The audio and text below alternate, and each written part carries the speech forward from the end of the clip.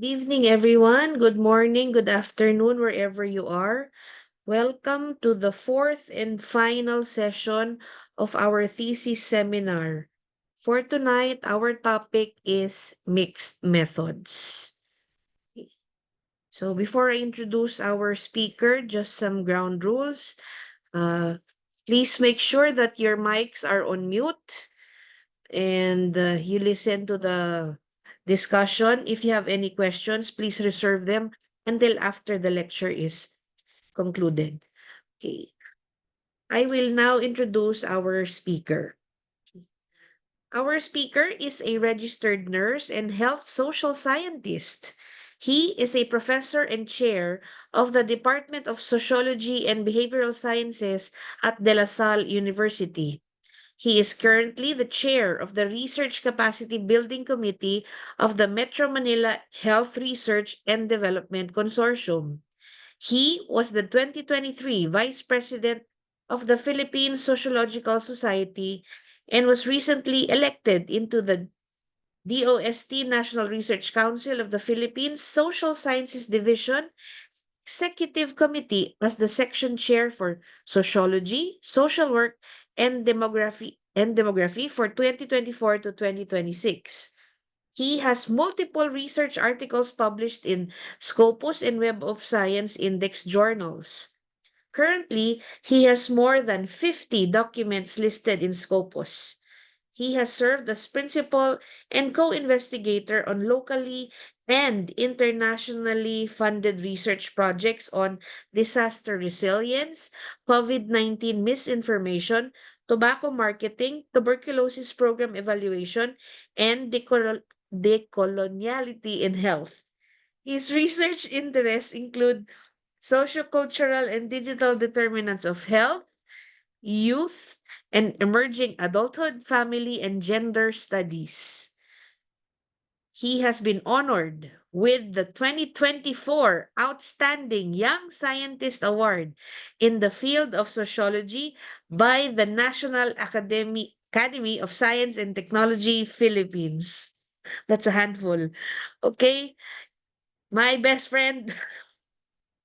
Okay. Uh, Ladies and gentlemen, I am very proud to introduce to you our speaker for tonight, Dr. Jerome Cleophas. Thank you so much, Zane. Still, it's still very surreal calling you Dean. You were like, um, yeah. Can you hear me? Okay, sige. So, baka lang delay. Okay. Wait lang, ay, tingin ko lang yung akin. So, all right. So, thank you again for inviting me to be a part of this seminar, thesis seminar, and I hope that you get to learn from me, no? Sorry, Dean Carissa, this is 1 hour, right?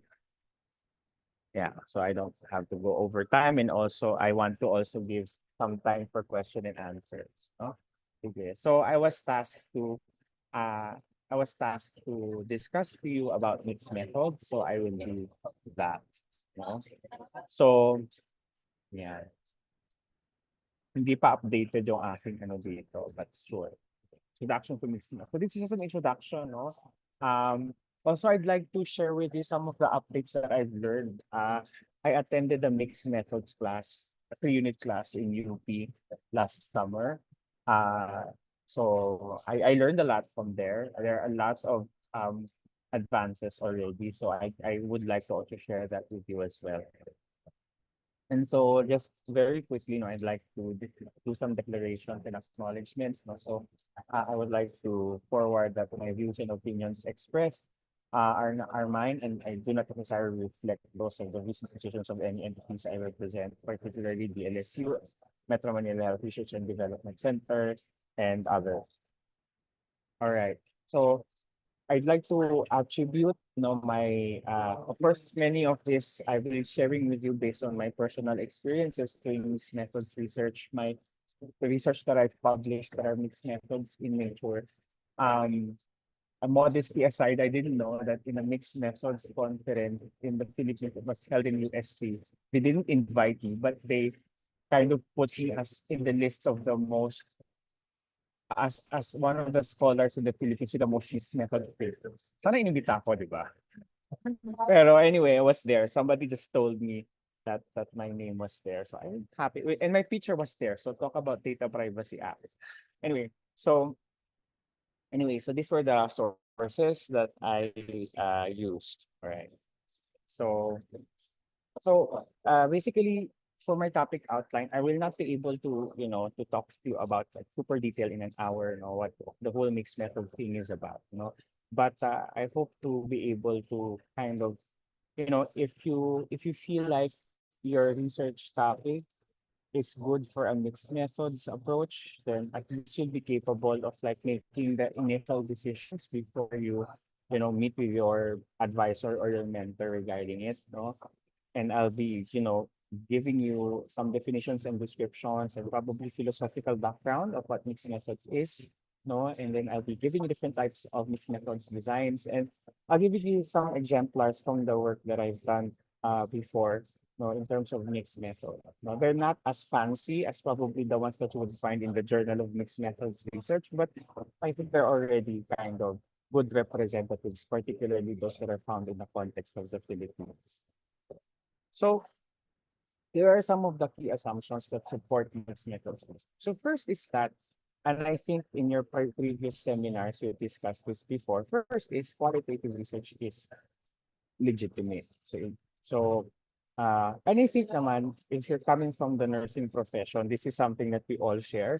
I do believe that there are still some professions that think that qualitative research is not scientific or rigorous enough, but at least in nursing, we have that maturity, and we've established this in the decades.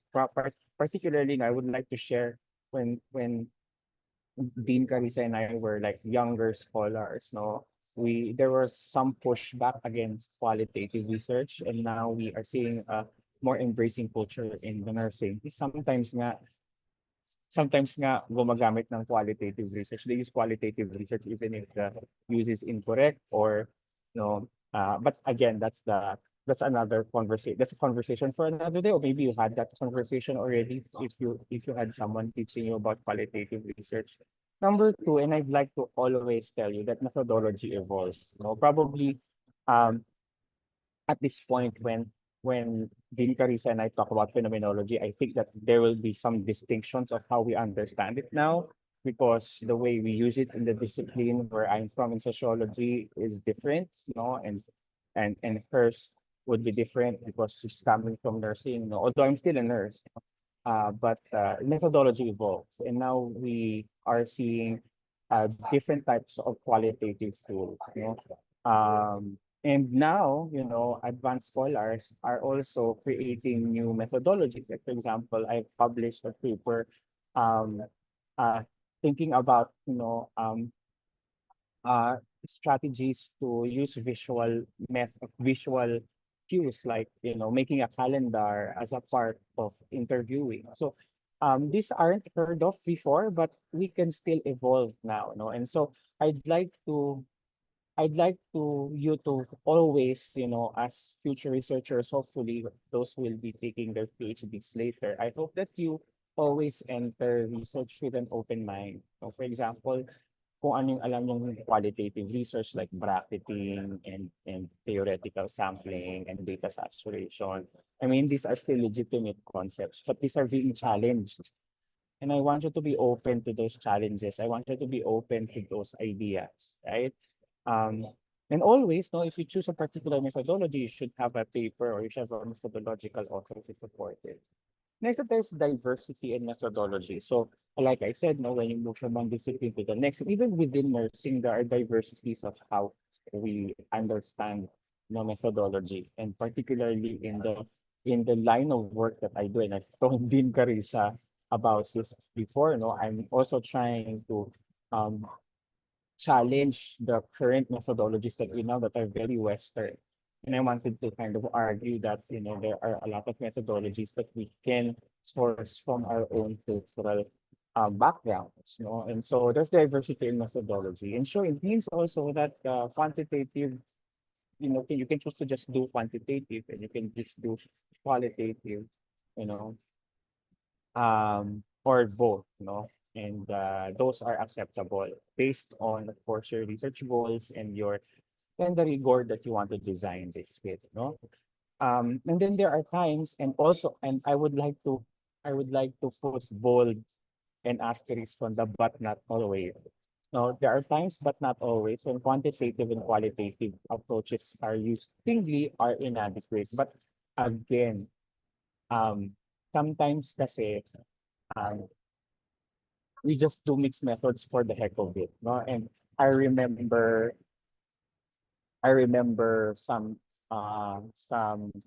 for example, advisors or teachers in research, particularly in the MA and the PhD programs na, no, hindi pwedeng quantity, hindi pwedeng quality lang. You're supposed to do both mixed quantity and quality for the research that you do. There's no concessions on that. And I feel like that's unwise, right? So it always has to, it always is depending on the objective of your study, right? So always in my argument is that um, simple is elegant, you know. And this is like very far cry from what I used to be as a young scholar. Like, I get the newest things, I do the complex, the most complex qualitative research or qualitative, do the most complex, engage with the most complex questions. I challenge my students to do the most complex questions. But later on as I age, yes, as I age, later on as I age, I realized that simple is elegant, no, and simple that answers the research question is also elegant. But of course, that does not, of course, as master students, you are required to have some form of complexity. When I say simple is elegant, I mean like mono method is okay as long as um it is insightful enough to be able to inform theory and practice. Okay. Ayan na, ang daldal ko na naman. One slide pa lang ako.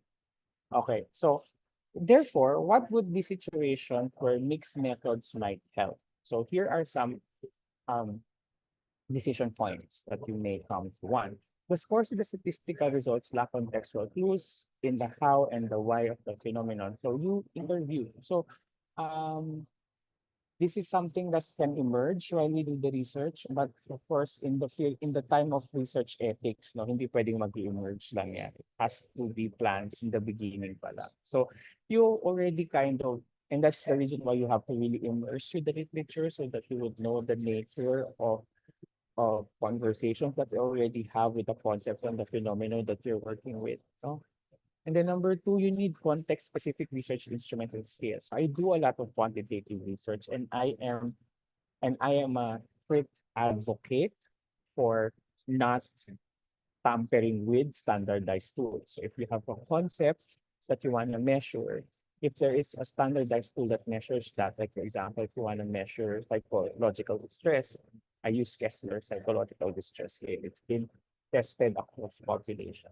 But maybe you feel like there is a very culturally contextualized scale that you want to do, or there's no, in the particular concept that you're trying to measure, there's no formalized tool yet. So maybe you would want to do a qualitative research for you to be able to do interviews or FGDs, or probably an interview with experts for you to be able to, start with your item generation and then do your psychometrics later. So yeah, that's also a situation where you would want to do a mixed methods study. Um, like quantitative research generates significant factors for your development. You then collect qualitative data to establish and complete the causal mechanisms. Like for example, you say that there's a, for example, a quantitative variable called family health is positively correlated with mental health.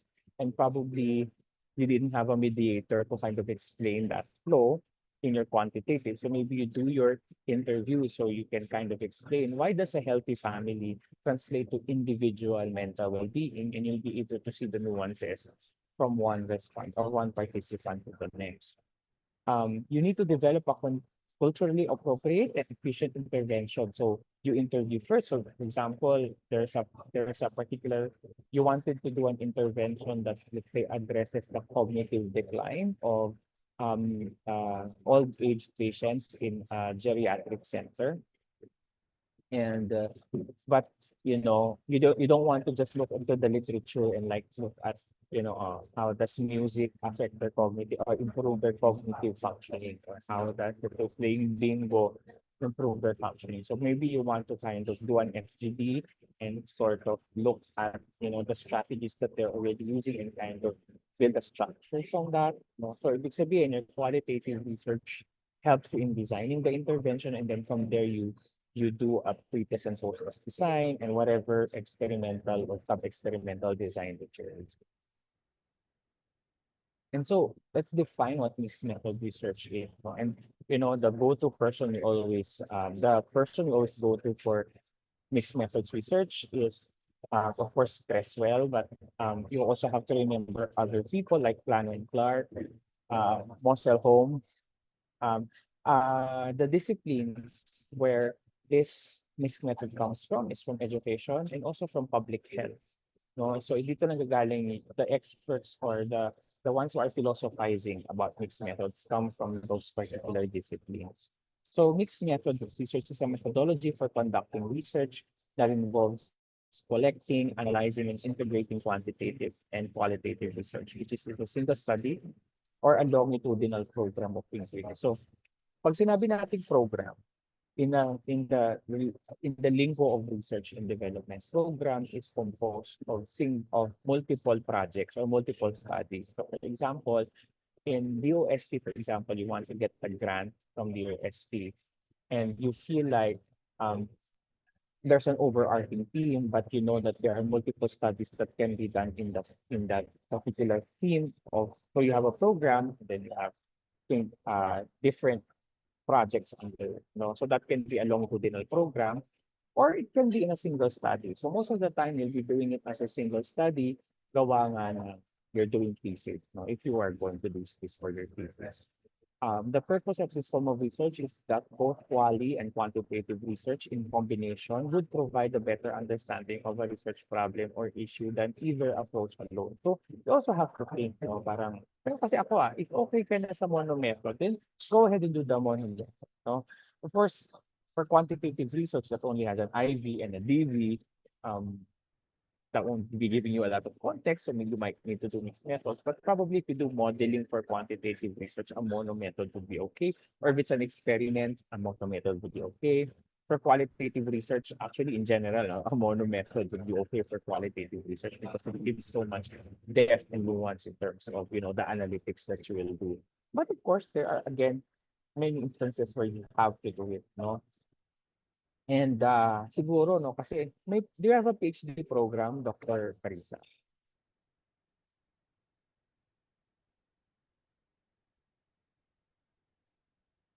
So, I'm not sure if you have a doctorate program, but it really, there has to also be a distinction between what a master's research would look like and a PhD research would look like. On a personal note, I would expect a mono method study in a master's but of course that's based on the agenda of your university. If your university is into mixed methods, I cannot do anything about that, but that's just my opinion. Mixed method is really, has to have some form of philosophical and intellectual maturity that a PhD student has, as opposed to a master's student who is just starting to do independent research that is supported. So, kasi well, ito because argument is that if you do mixed methods, ang argument or ang assurance that we should be getting from you as a researchers that you both know you're expert in a quantity, you're also expert in quality. Hindi pwedeng hindi. Right?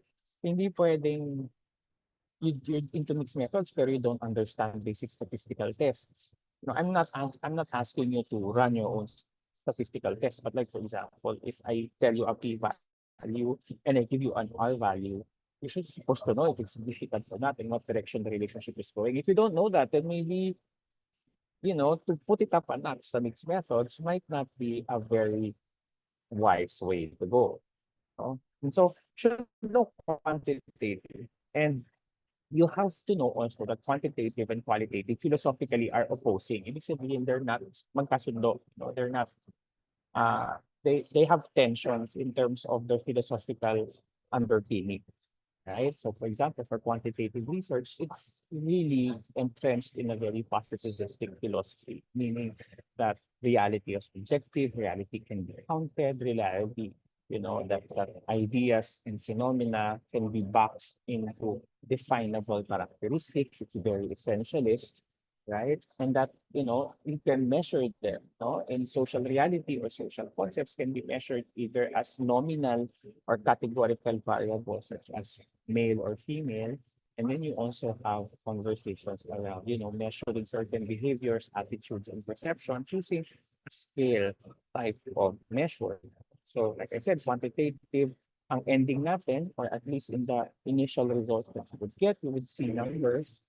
You will be framing your concepts as variable that change across the different respondents. You will have to be articulating hypotheses, meaning you have to be able to intelligently guess that there is a relationship or a difference among two variables.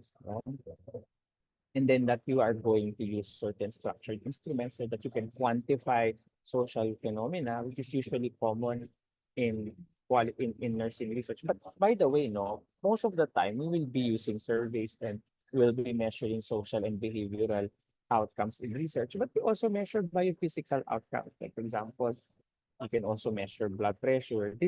That's automatically quality, because those are not social variables. Reliability and validity are the rules of engagement in terms of rigor. Or when we say reliability are the measures that you have dependable, meaning if I if I mesh if are they consistent?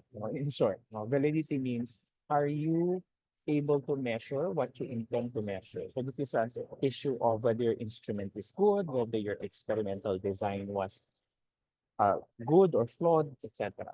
And then, of course, in order for you to be able to address your research questions, you have to generate or you have to implement some form of statistical analysis. And then, of course, other forms or other characteristics of rigor of a quantitatively designed study is this has to be generalizable, meaning that the sampling should be good, should be ideally random, should be ideally representative or representative of social categories. It should be replicable, meaning if I replicate the experiment or the test in a different situation or a different time or a different geopolitical location, then I would get the same results more or less. So I have significant results. There has to be some form of control if you're using, if you're doing an experiment, maybe the presence of a control group, and then as much as possible, we want to control as many extraneous variables and confounding variables as possible. And like I said, no, you also should be not really an expert, but you should have substantial knowledge of doing and thinking about qualitative research, which is grounded on two paradigms. I would argue the first one is constructivist, which is usually where the bracketing idea comes from. It's emerging from the participants, and you have a critical paradigm where it still emerges from the participants, but you are looking at it through a lens wherein you're trying to find power structures within the narratives that you're getting. The second one, the critical paradigm, not very sikat sa nursing, no? Particularly in the Philippines, but it's already being it's something that they're talking about in the States, and that's usually the type of paradigm that I am engaging with in the work that I do for nursing. And then there's a central phenomenon that is assessed instead of variables as a central phenomenon that is broad enough for us to be able to see nuance, but there's still some form of boundaries about that particular concept. And so I'm not a fan of lived experiences lang without really bounding what particular frame of experience are you looking at. So medyo dapat nag-elevate na tayo from just lived experiences. And then, of course, you are going to, in order for you to characterize that phenomenon, you have to be able to produce text. So in humans, text comes from what? being typed, being written, being spoken in an interview, or being shared during an FGD. Images, and of course, spreading also personal experiences of the researcher when they do participant observation, as when they do ethnographic fieldwork.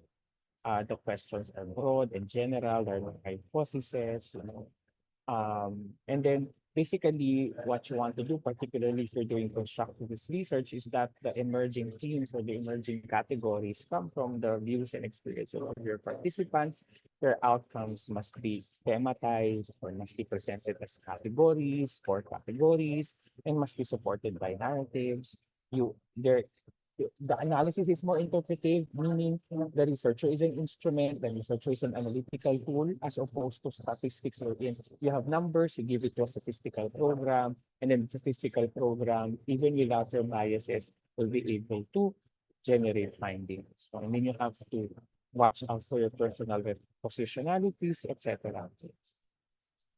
And then you also have to and then the structure of the research is flexible as opposed to a very formalized structure and rigid structure for quantitative. And many times, isa sa mga uh, uh, pitfalls that differentiate a mixed methods from a multi-method study or a multi-phase study is that there should be mixing that happens. There should be integration of the analysis. So it's either you converge the data, you have qualitative and quantitative data, you put them together, you juxtapose them, and then you have meta-inferential results as Creswell calls it. Or you connect the data. Your qualitative or your first phase informs your second phase, and that will lead you to the results as seen in sequential research methods. Or you embed the data, meaning the qualitative data is embedded in a larger quantitative research. For example, you have an experiment, and then aside from collecting three testing process variables, you also collect interviews along the way to be able to look at the experiences while they're being exposed to a particular experience, right? So in mixed methods, when you submit to the Journal of Mixed Methods, they will require you to list where are the points of integration. So in these particular papers, they listed down the different points of integration. So the integration can be in terms of the first part informs your sampling, the first part informs the variables that you collect, etc., etc. Now, qualitatively, mixed methods can also be, like I mentioned, it can be a single study as quant and qual, producing results, or it can be multiple studies as in a longitudinal fashion, like you have a quantitative study first, and then followed by a qualitative study, followed by a quantitative study, etc. But at least two na magkasunod, no? So that's another way to do it. So I'll give more examples on that later, no? So some of the taxonomy of mixed methods that are being used. By the way, this taxonomy is for journals that are knowledgeable of mixed methods. I tried using this for a different journal, and they don't know this, and they asked me to spell out the quantity and the quality, no? So if it's all capital, it means that it's a quantitatively driven study, no? Or that's the emphasis. Sometimes kasi in a mixed methods research, a certain strand, as we would call it, no, a certain strand, whether quanti or quali, is stronger than the other one. No? So sabihin, there's a primary and a secondary. But there are also times wherein they're both equally important. They're all equally important, right? And so what we do for the notation is, for example, if they're equal, then quanti and quali. And then if it's plus, it means that they are concurrent. If there's an arrow, then they're sequential, meaning that the first phase happened before a second phase or a third phase, right? So this is how we kind of look into it. So what are the different types of mixed methods research? No? So these are like the uh, most common ones. No? So you have the convergent parallel mixed methods, wherein you collect the quantitative data and the qualitative data at the same time, and then you get some meta inferences. You find out whether there's a convergence, a divergence, or new insights. No, and then you interpret. For explanatory sequential, quantitative will inform the qualitative and then interpretation. Usually for sequential, yung nauuna is the main. No? The first the first phase is the main. And then for exploratory, sequential naman, qualitative muna, followed by the quantitative. Right? And then that's the basic ones. And then um Creswell added three more. The next one is embedded mixed methods. I'll explain that later, but it's really more of there's a larger study, and then within that larger study, there's a smaller strand that is being collected. And then we have transformative mixed methods where um uh it's basically the same. It's conversion, exploratory, or embedded, but it is engaging in a critical paradigm. So maybe it's a feminist research or a disability research, but we won't get into that because it's the mechanics are the same. It's just that the lens of analysis is within a context of critical paradigm. And then you have the multi-phase mixed methods, meaning you have more than three. You know, um, for example, you have a research to assess, or for example, study one is a desk research. And then from that desk research, you have a phase number two, you will do a psychometric study, meaning you'll develop a scale. No? And then study three, you're going to give out those scales and measure it, no? Measure a certain phenomenon. And then study four, you have a qualitative analysis to support no the findings for the quantitative. So ibig sabihin, it's more than just two, no, it's a larger multi-project scale. So yun siya. So these are the different types, no? I told that earlier, so different considerations. So what's the level of interaction between the quantitative and the qualitative strands? Are they being are their findings meshed together, or is the one just informing the methodology of the other? Pwede rin kasing ganon. We're also looking at the priority of the strands. The one secondary or primary, or are they both primary? And then the timing of the strands. Will the collection for data one or the analysis for data one be the same time as data two? And where and how to mix the strands? So where do they converge in terms of integration? So those are your key decisions. So as mentioned, we have the convergent parallel mixed methods designs. So the goal is to obtain a more complete understanding from two databases. There's an argument, although that's not applied to all schools, but there's an argument that this is convergent and this is parallel. One research question should be answered by both mixed by quanti and quali already. But this is different from one school to the next. No? So the goal is to corroborate results from different methods and to compare multiple levels within a particular system. So if that's the goal that you want, then you can use a convergent parallel design. So I'll give you an example of what we did. No? So my students and I from SHS, no, so they assessed SHS students in terms of the relationship of video conferencing fatigue or Zoom fatigue with online student engagement among Filipino SHS. So we did a mixed method study. So what did we do here? So there's a Zoom fatigue scale and an online student engagement scale. So we did a regression analysis of the relationship between the Zoom fatigue and the online student engagement in the survey. But also in the same survey, we asked an open-ended question. And in the open-ended question, we asked, how do they experience, or if they experience Zoom fatigue, and how do they experience it? What is their current assessment of their online student engagement, and how their Zoom experiences influences their online student engagement?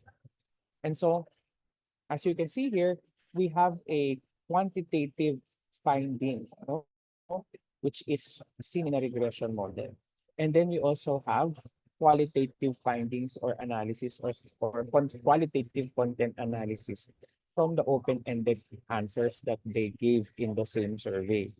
So we have so the research objective one is to describe the video conferencing among senior high school students, and research objective two was to examine the relationship between video conferencing fatigue and online student engagement. And what's very interesting here is that visual fatigue, ibig sabihin, eye pain and decreased functioning of eyes was related to higher online student engagement, which is funny because we were expecting that students who have felt fatigue were more likely to were more likely not to be online student engaged.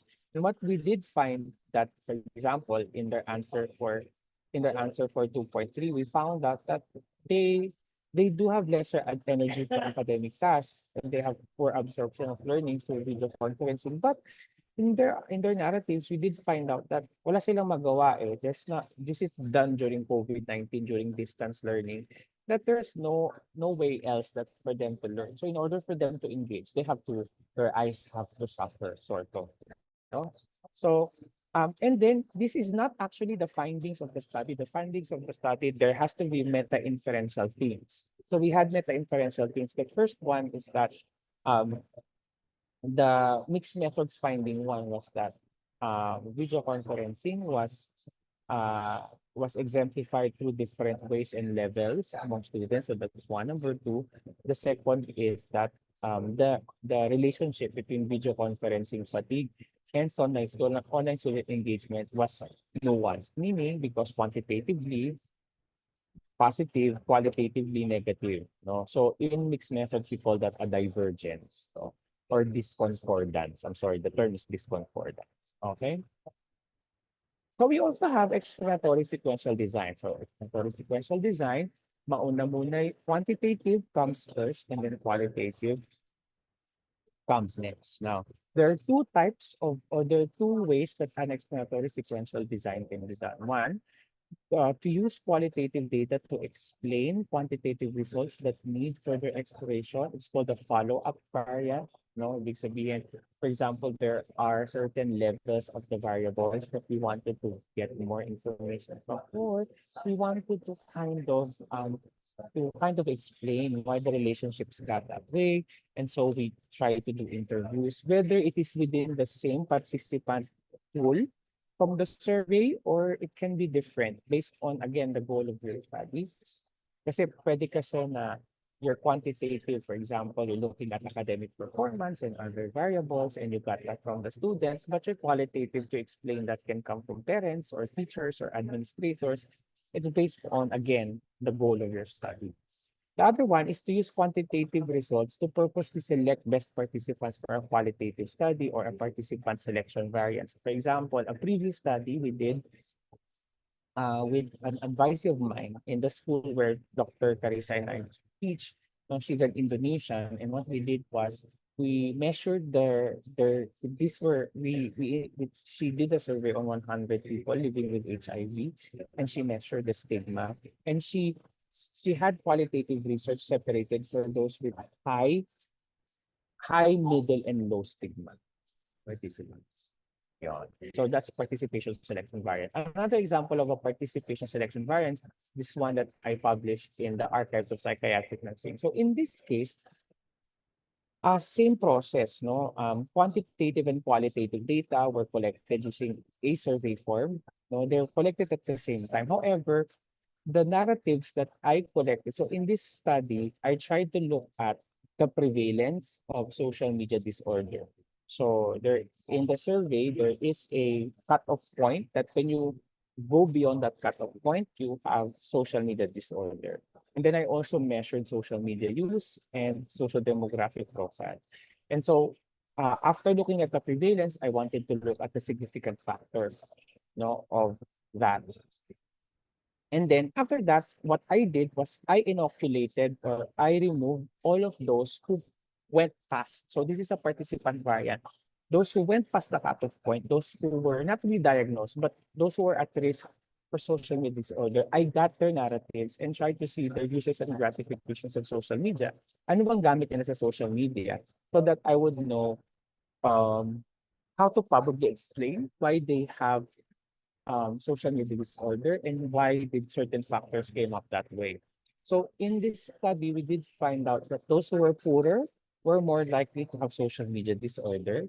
And then those who were using TikTok were more likely to have and then the integration here was the meta inferences was done in the discussion. I tried to find out, no? So and then they had five different so they had five themes for their engagement. They had maintenance of social ties agreement. This was done for social relationships. The other one is for escape and stress relief. And then for source of information, and then for schooling. And then there were those who answered that they were aware that using social media was bad for them. And so the analysis is what? Why would poor students need social media for stress and relief? And why would that develop into social media disorder or addiction? So those were some of the conversations that those were some of the narratives that, although those are the inferences that I know during the integration. So this is an explanatory type, no? So maybe some of you are already wondering, so it's possible. Is it not rigorous? Is it how rigorous would it be if the qualitative data was also taken on a survey? My answer is no, not as rigorous as an interview. I admit that. It's part of the limitations of the study. The FGD, not very, as compared to FGD, not very rigorous. No? So I fully admit and embrace that. Um, but even Creswell says, no, and I learned this from my teacher in the mixed methods class. No, this is something that's okay. Actually, my teachers told me pa nga na parang, oh, you can still develop that paper and publish another paper and says, and then you apply a different mixed methods technique. Okay, pero I don't want to overdo it naman, ano. So, anyway, and the final one is for exploratory sequential design. Sorry. I'm in a coffee shop, so medyo may maingay. Okay, so for exploratory sequential design, no, I have um mauna muna yung quali and then followed by this is wrong. Quali dapat muna. Qualitative first, followed by quantitative. Ito na, I will show the correct one. Makamalito kayo eh. So quali first, followed by quanti. So the one in the bottom. Okay, so why do we want to do sequential design? So we wanted to know a prevalence of a particular social variable in a phenomenon. However, there's really no literature that has kind of defined that qualitative that defined that concept yet. And so you had to explore qualitatively first. And the most common reason why they do exploratory is to develop an instrument or typology that is not yet available. So that's the most, so you use qualitative research, you gain themes or concepts or categories from the qualitative research, and that now informs the items that you create and the dimensions that you create through your quantitative research to assess whether qualitative themes generalize to a population. So maybe you wanted to know whether, kasi nga, di ba, the generalizability is limited to quali and you wanted to kind of see whether or not that is applicable for a larger population, you do a quantitative research. This is rather difficult compared to an explanatory design, no? So I'm happy that I was able to kind of do research or at least publish for at least 3 out of the 4 common ones. So this one also about social media studies. So we analyze how students reimagine the way they use social media during the COVID-19 pandemic. Again, this was measured using a survey for qualitative kasi ako ay cheap. So I don't have time to interview. No, and then and in all fairness naman, the students were answering the open-ended questions. And this one is even if even if the open-ended questions were not very long, this one 1,000 Filipino colleges. So I analyzed narratives of 1,000 students here. Now, together with my team, of course, si Blue and si Julian. Doc Carissa, Blue used to be a teacher sa SHS in St. Paul as well. So We also collected it the same way, no? But what we did here was that um, we did a qualitative analysis technique first, and in that qualitative analysis, we tried to assess what there are three categories kasi for emerging adulthood uses, no? For use it for intimacy, for autonomy, and for identity formation. No? So, ang ginawa namin, we analyzed each of the 1,000 responses and we tried to see whether or not it it showed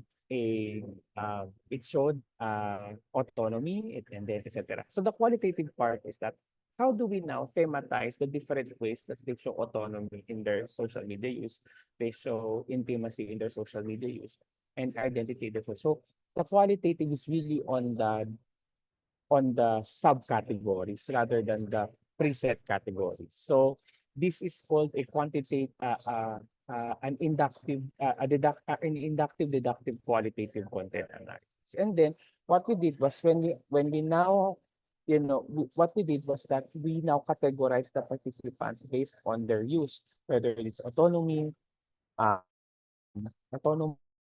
identity, and intimacy. And then we try to look at using the data that we gathered that as social demographic, we look at the association of the use with the different demographic programs. And we found that, for example, that TikTok, uh, those who use TikTok were less likely to show autonomy while using social media. Women were less likely to use it for identity purposes, meaning they don't use it, for expression, etc. So we tried to make I forgot now what the discussions we offered for those, but they were just some that we used, no? Yeah. So this was the qualitative part, no? So like I said, no, um, these were the categories, these were preset, no? And then this was the qualitative part, no? So we tried to pick subcategories of use based on each. So for autonomy, practicing information and control and performing adulthood-related tasks. So for example, if they're using social media to work, so that's adulthood, so that's autonomy. Yeah. For intimacy, dalawa, maintaining relationship with peers and maintaining relationship with family. And then we also give codes and then representative excerpt. And then ito yung quantitative part. So grupo namin sila. So what did we find? For example, were females were 1.58 more times likely to use it for identity for self-expression than males. Right? So yun yung mga nakita namin. Or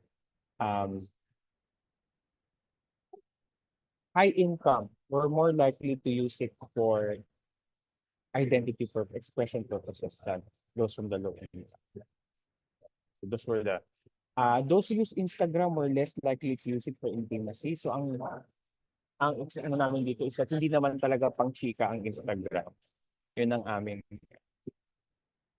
And then the more sites that they use, the more they use it for intimacy. So the more social media active accounts that you have, the more interactions you get. Not very surprising. And then we have embedded or a nested design, meaning you have a larger primary study, and then inside it you are collecting data related to it. So for example, you have an embedded experiment. So for example, you're doing an experiment, and then you have a pre-test and a post-test, and then you're collecting qualitative data, etc. So it's part of, for example, you have a case study or an ethnography or a narrative research that's qualitative in nature, but at the same time you're counting something. No, it's for example a case study about a school, and then while you're doing qualitative research in the school, you're also counting, let's say, the board exam ratings across the year. So that's quantitative, no? But that's nested within a larger case study. So yun yung nested or embedded. There is a larger study, and then nakapasok lang sa loob. As opposed to compare it na talagang there's separate distinct studies, there's separate distinct strands, and then the interpretation comes at the end, no? At the end of both, no? I don't think that's a nested design. Ito na lang. Yeah, so this is an example of a study that I would argue would be a nested design. So, This is a larger qualitative study, a photo voice. So we asked the nurses to take pictures of what made them proud, what made them proud to be a nurse for that particular day. And and then at the same time, we did a pre-test and a post-test, no, of before the photo voice and after the photo voice. And we found out na nag-increase yung compassion satisfaction ng mga nurses, although hindi significant, no? But it still has from average to high, nagtaas yung kanilang compassion satisfaction. We presented this in a student conference and they won first place, no, in a research. Ano nga ba yung font na ginamit ko dito? Ang ganda nito, ah. I was the one who designed this. Proud. Too simple, simple siya. Okay. Sige, dami pa akong time niya. Okay, so some key challenges of all, ito na, no? Not all research problems will benefit from mixed methods. Okay? So, ako, I have a pet peeve na pinipilit mag-mixed methods just because PhD na or master's kasi kailangan mixed methods. No, ano ba yung objective? Ano ba yung research questions? Hindi lahat ng research questions pang mixed method, my dears. So, wag ipilit. Again, simple but elegant, simple but correct. Straightforward is the best. As long as you're telling a good story, whether that's just numbers or those are texts. Number two, mas challenging, no? Mas challenging ang ah, mas challenging ang mixed method kasi it will take more resources, it will take more time, no? Unless katulad ko kanyo ako na frugal, no?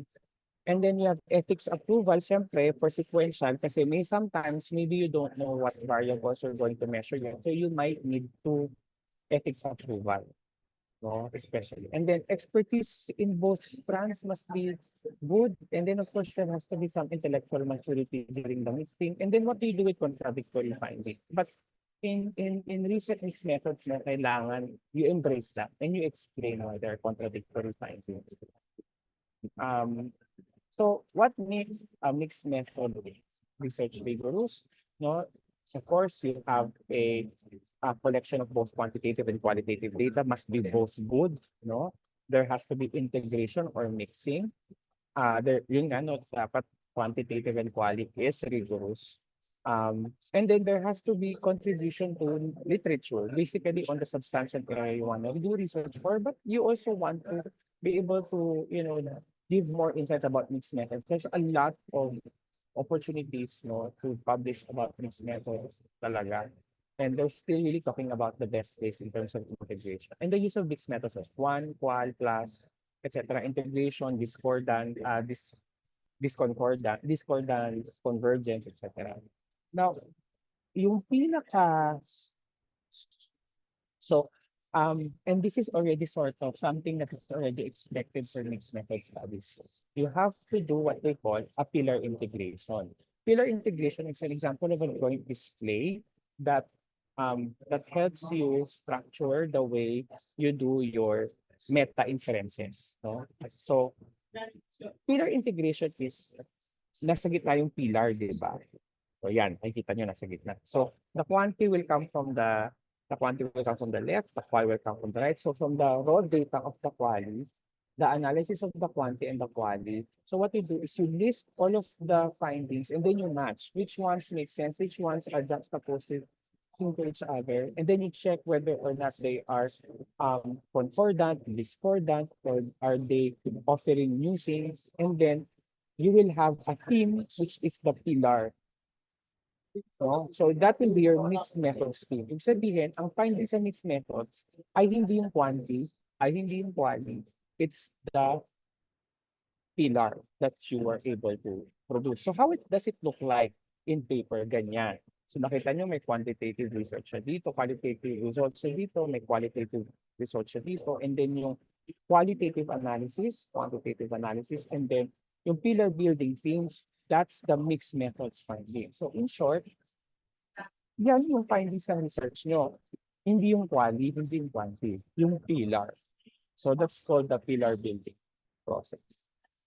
So, yeah, I hope that you're able to learn from that short period that I was able to discuss these methods with you. Sorry, 8:55, but I'm okay to extend time if you have questions. Thank you so much.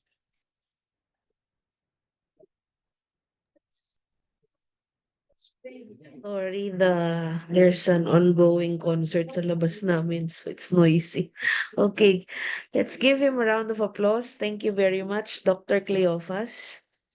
Mm-mm. So, particularly on the last slide, you saw, mixed method does not mean mixing quanti and quali, You have to have the in between. Okay. So, any questions?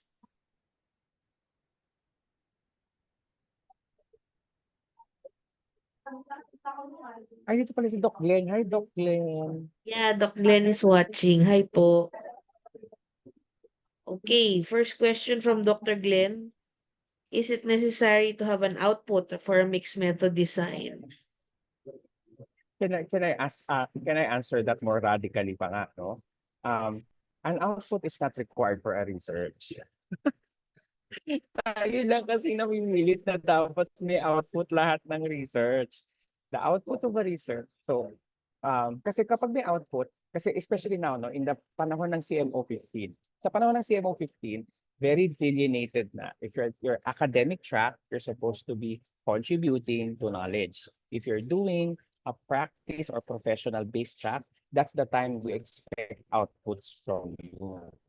So if I think this is an MA class, no? MA itong mga to, ma'am, no? Hindi siya Masters in Nursing. No? So these are MA students. So MAN. sometimes kasi na-overpower ng output creation yung knowledge contribution. So yeah, I would say no. But sometimes the output is the site of integration. But ako pa rin, ang argument ko is that prior to the output, if that's a part of the agenda of the school na meron kayong output at the end, no?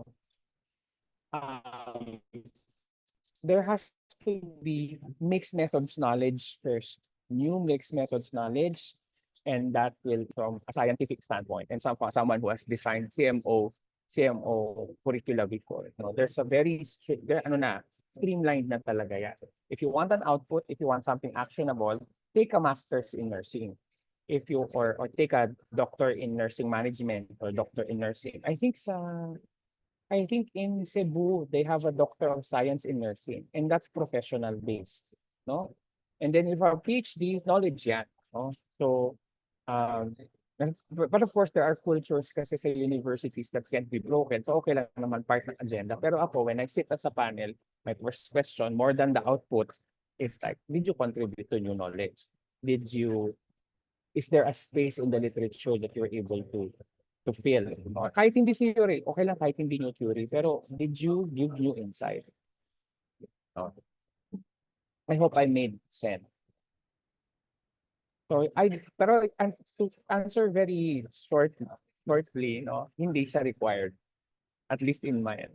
Pero again, no, if that is the agenda of the university, of the College of Nursing, by all means. Basta ang ano ko lang, dapat hindi mawawala yung knowledge component. Okay, so actually that's what I informed you guys, right? Normally, there's no output. It's just for academic sake. That's why we conduct those yung output. Okay, there's a raised hand here before I go again to Doc Glenn. Mr. Mendez, you are acknowledged. Good day po. Thank you, Ma'am Carissa, for acknowledging. Doc, my question ko po is, kailan mo masasabi na dapat ka ba mag-mix study sa research na ginagawa mo? For example, sa title itself po ba, makikita mo na siya na mix study siya? Or do I need to make a qualitative study muna or quanti bago ko mag-push ng mix study? And pag natapos ko po yung part na yon, how long would it take to finish yung mixed study? Kasi ang sabi nga po ninyo is, it is a time and a resources demand ang mixed study. And lastly, halimbawa natapos ko na yung dalawang part na yon, do I need to answer or resolve yung contradictory findings na key challenges ng mixed study? Thank you po. Thank you. Maganda. Very layered yung question. So una is, how do I know? Again, no, and I've already told Dean Garbish na I'm not a fan of developing titles immediately. No? It's not the titles that inform my proposal, but it is the objective and the literature, the current state of literature that informs and most of the time when I write even my publication, sometimes I make changes at the very last moment before I submit in the title. So the title is just a window to your study, but the aims of your study are found in the research questions, in the statement of the problem. So to reframe your question, yes, I agree. It's in the statement of the problem. Now, there are certain research goals that from the very beginning, you already know that you need mixed methods. And probably let's say, studies that might benefit from stats and also narrative data. So for example, you have um, for example, you measured family dynamics and then you measured mental health outcomes like mental well-being, for instance, and you're able to find out that. But you know already that when you look at your tools, that's the instruments, you already know that there are certain contexts that it will not be able to get. And so you can immediately decide na, hindi, after I find this out, um, I can already foresee that I will do a qualitative follow-up. No, but sometimes it's not always that apparent. No, sometimes kasi, for example, I have heard of projects na the quantitative study did not. So for example, the hypothesis, imbis na positive yung relationship, naging negative. So they asked for budget realignment and modification of the protocol so that they can do a qualitative study and invite experts to explain bakit instead of positive, naging negative yung relationship. So may ganon. But I don't think, so my suggestion is particularly if you're doing this for a context of thesis, you have to kind of anchor on a project that is from the vantage point parang it's already obvious based on the nature of the variables and the questions that you're asking that you would benefit from a mixed method. No? If, for example, at the end of, let's say, you thought that the mono method was okay, but eventually parang there are still loose ends, and that is the only one that you defended during your thesis proposal, and then parang hindi naman sa bitin, pero parang may mga loose ends na parang ang hirap i-explain yung certain findings. Limitations yun, no? Hindi mo kasi, mahirap minsan kasi hindi mo mapupursue. So it's okay. I don't think you need to, no? Tama din, no? You only just do what you defended, the protocol that you defended in the proposal is only what you will do. If not so very insightful yung findings, that's not your fault. No, that you're just following where the data is leading you. No? As for example, you did the mixed methods and it already contradicts, if there's divergent, discordant results, you will say that that's the finding, that's discordant.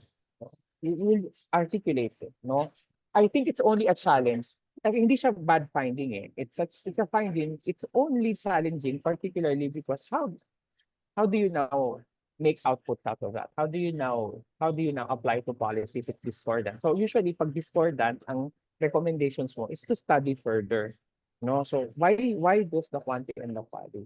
No, but again, this will be dependent on. I remember, no, in this particular class, our teacher parang made us report so many mixed method studies, and some of them were a lot of parang discordant results, and they just treated and reported it that it's discordant. And these are the future studies you can do in order to kind of settle why this is discordant, something to that effect. Yeah. I hope that I made sense. Did I miss any of the points you asked? Thank you po, Doc. Okay. I think may question pa si Doc Glenn.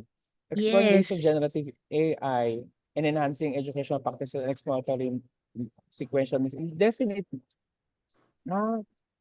Kaso Doc Glenn, inunahan ka na kasi ni pangalan nito.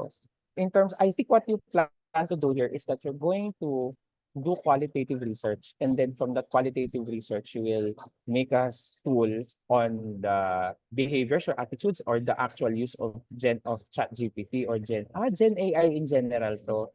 Kasi meron ng inunahan tayo.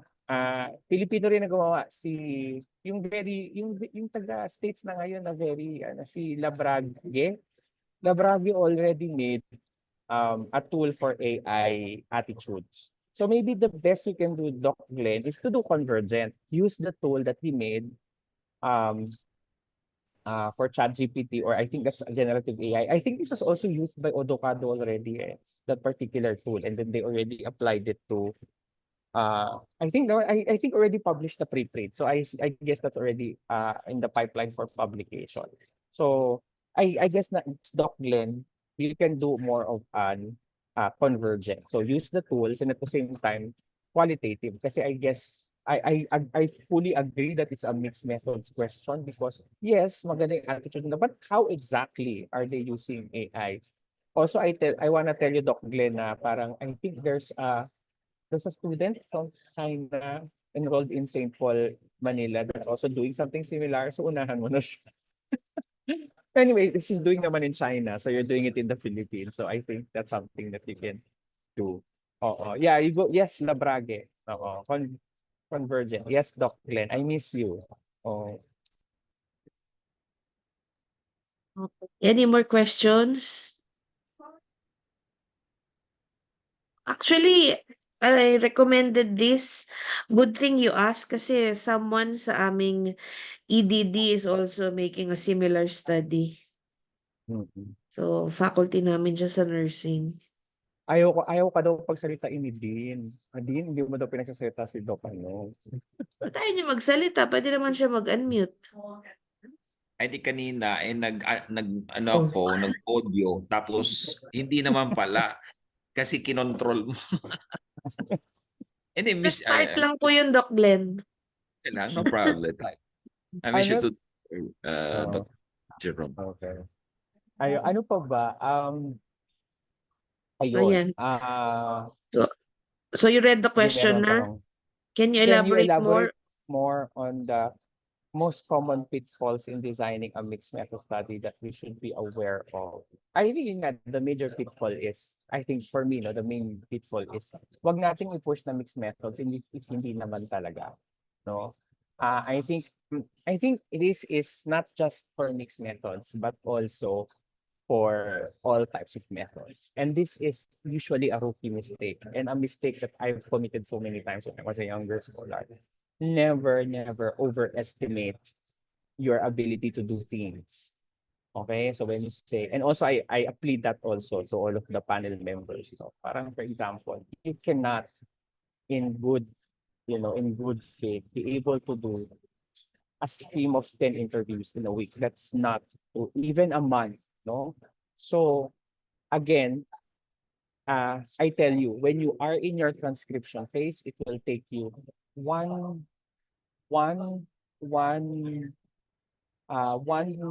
interview 1 day. So what I'm saying is that I don't want you to be as ambitious as I was stupidly ambitious when I was younger. Okay? Sabi yan ni Dr. Carissa, no? So don't be too ambitious. You don't overestimate. No, as someone who's done research a lot of times already, I know how difficult it is to really do qualitative research in particular. That's why most of my publications are quantics. They're relatively easier to do because the process is the same. So again, I think the mixed methods pitfall is really overestimating your capacity to do it. And also, I will plead also to your mentors, to your panel, to your advisor, to also not overestimate you. No, kasi I'm always a fan of, again, simple but elegant. As long as it is addressing a gap in the research and knowledge, it will make sense. But, and this is not to discourage you from not doing mixed methods. Some people thrive with challenges. Kaya nga, hanggang ngayon, despite being stupidly ambitious, Dito pa rin ako. Yun nga lang, I have a lot of spine issues already. I have chronic illnesses and I have comorbidities already, no? So don't, yun lang, no? So, yeah, yun, I think that's the main. And also, I think it's really hard to say, no, but as someone who's doing a lot of work on like very theoretical and philosophical components of nursing, and Dean Carissa knows that. Really be very careful about the concepts that you're studying, because some of the concepts really are, for example, no, if you're still studying walang kamatayang cultural competence. So, walang kamatayan. I think there's always one batch there's someone in a batch will do something about cultural competence. That's studied like super many times already. So, meaning there's a lot of quantitative data. There's no need to go qualitative already on something that you just need to replicate. So you have to look at those sort of things. For me, siguro also, the best way, at least for master students, siguro yung siguro a convergent would be easier than a sequential. Because a sequential will take a lot of time. It will delay your graduation. As opposed, or a nested or a convergent. No? Pero pag PhD na kayo, ay syempre, kung ano talaga yung make sense to your study, gagawin niyo yan, even if it takes time. Kasi PhD na kayo. Pero ako, I would advocate for convergent. Again, I'm not stopping your ambitions. I'm just saying, please don't overestimate yourselves, because I don't want you to stress out yourselves. And then, kasi ang tricky din dyan kasi, particularly for, ayan, I think I would also want to stress this out, ha? Pag sequential, let's say, quali versus quanti, tapos makita ng panel na yung quali mo, we're not able to analyze it well. Ibig sabihin, we don't agree with the rigor of the way you generated your themes. Automatic mali ang quanti. Di ba? Kasi mali yung themes mo. If the themes were the basis for your tools and the themes were not correctly identified, then no deal. Diba? So, you have to have an advisor who also knows both strands. That's that. Or at least knows the strand that you have a that is the primary anchorage of your study. That's fine. Mastery of both quali and quanti kung hindi, it's a suicide move to use mixed methods. That's true. That's true. I'm not saying naman that you have to do your own stance. No? You just have to understand, how variables work and how. What software do I use to recommend for analyzing mixed method data? Ano po? Microsoft Word lang po tsaka Excel. Gagawin. Yun lang po talaga. Di ba yung pillar, nung pinagawa sa amin ng teacher namin, ano lang talaga? Excel lang. Tapos, tapat-tapat. Merong sinasabi si Max QDA that they do mixed methods analysis, but I think I don't. I'm not a fan. But you can have software separately for quanti, and I think at the moment we need that. So for qualitative, not hindi naman sa hindi pa pero parang it's really just good if English yung interview or Spanish, pero Filipino, you need context kasi. So I wouldn't, I'm sorry, you can use it, but it will not analyze for you. You can only use NVivo or MaxQDA to arrange or to manage the narrative. Oo, kasi it's really easy to kind of kunyari extract narratives from a category if nakasalansan na siya. But you can also do that naman in Excel. Medyo mahal ang MaxQDA.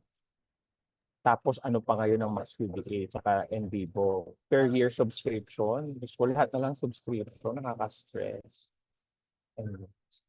I think Do you we missed have a other question. What were Sorry. the challenges you encountered when implementing mixed methods, and how did you My address them? challenges. Well, usually the challenges come with the so una, the challenges, did you remember the video conferencing study? So that one was really a challenge for us. Kasi kami naman, nung mga students ko, pinilit lang talaga namin. Kasi nga, talagang very weird yung findings na fatigue positively contributing to student engagement. Parang hindi naman siya yung normal things. No? And we were just lucky that there's qualitative research to kind of sort of, give some meaning to it. I think the challenge there is that, we wanted to put it in a larger journal, but, na-reject siya. And yun, like, ang rejection ni editor, at hindi siya na-peer-reviewhan, na-reject siya because, yun nga, parang it's so hard to imagine na fatigue positively, so hindi daw niya ma-accept. So that was one. Number two is really, on a personal note, no, having to defend that the qualitative sector of the studies that I did was legitimate because there are still really, really strong qualitative advocates who says that if it's not an interview or an FGB or a visual method, it's not qualitative. So I have that type of legitimacy. And I understand them. I accept their arguments naman. No? And I've said that as a limitation. And ako naman is, if hindi nyo like, wag nyo basahin, wag nyo gamitin, okay lang naman yung sa akin. It's just that reviewers found it okay. Even actually the reviewers had asked me, and I had to cite 6 papers that also used in process. So, what others? I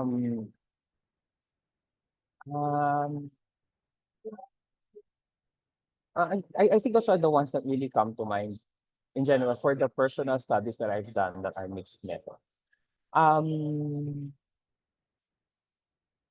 Mahirap mag-mixed methods when you are in a team and then hindi marunong mixed methods yung nasa team mo. And then hindi ikaw yung project leader. So medyo difficult. So, those were some of the... And then if iba-iba kayo ng idea, particularly if all of you are experts or experts in different fields or in disciplines or different generations, so iba-iba yung understanding natin. So what we did was parang, mag-mono method na lang tayo and then we presented two different studies. Parang ganun yung nangyari. We didn't meet. Parang for example, ngayon isa, 9 participants for quali. Anak na ba yun? Ganon. How reliable is that? Hindi to panty, sir. Kasi ekonomista siya. So those things. But I don't think that will be your problem kasi I think most of you naman are going to be aligned with. Kaya. Doc, may I ask, what role does the participant selection play in mixed methods research? It depends on the mixed methods that you're doing. There are mixed methods there are mixed methods design na yung integration niya is in the participant selection part. No, katulad nga ng sinabi ko kanina na example, for instance, yung nag 100 PLHIVs and then nag-interview those who have high stigma and lower stigma and then they compare the narratives from that. That could be. Pero again, it's based on the objective of your study. It's not always the case. Again, it's different. Kasi like, for example, nung sinasabi ko kanina yung multi-level system. So for example, you did the academic performance study on students and then yung qualitative nyo was on teachers and parents kasi mas konti or administrators sila. So again, it is really dependent on the objectives. I think I would argue that mixed methods requires more innovativeness and creativity compared to a pure qualitative research because there's no straight answer to the questions that you're asking. It is only very contextualized. Like for example, the way I answered Dr. Glenn kanina, he had a very specific question. And so I was able to give a very specific answer kasi nga I know the context of the variable. So in your case kasi you're asking quite general questions. And so my answer will always be, it's dependent on the variables, the situation, the context, the feasibility, how expansive do you want to get the study to be, and or how less effort you want to spend. Yeah.